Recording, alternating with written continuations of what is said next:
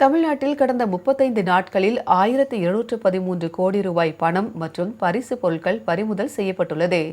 தமிழ்நாட்டில் கடந்த மார்ச் 15ஆம் தேதி தேர்தல் தேதி அறிவிக்கப்பட்ட பிறகு ஆவணங்கள் இல்லாமல் 50,000 ரூபாய்க்கு மேல் எடுத்து செல்ல தடை விதிக்கப்பட்டிருந்தது.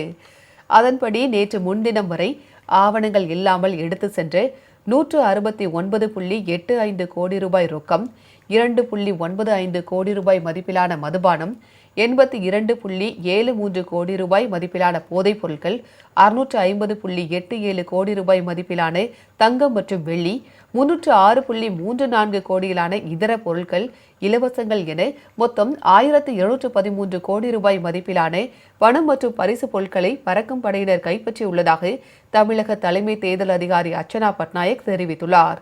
இவற்றில் 500 கோடி ரூபாய் மதிப்பிலான பொருட்கள் தொடர்பாக வழக்குகள் பதியப்பட்டுள்ளது.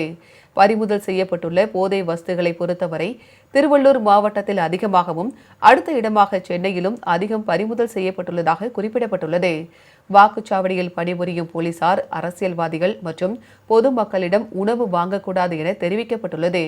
வாக்குச்சாவடி பாதுகாப்பு பணிகளை மேற்பார்வையிடும் எஸ்ஐக்கள் மற்றும் சிறப்பு எஸ்ஐக்கள் தங்களுக்கு ஒதுக்கப்பட்ட பகுதிகளில் சிறு பிரச்சினை ஏற்பட்டாலும் காவல் குழுவினருடன் தாமதமின்றி நேரில் சென்று நடவடிக்கை எடுக்க வேண்டும் என அறிவுறுத்தப்பட்டுள்ளது.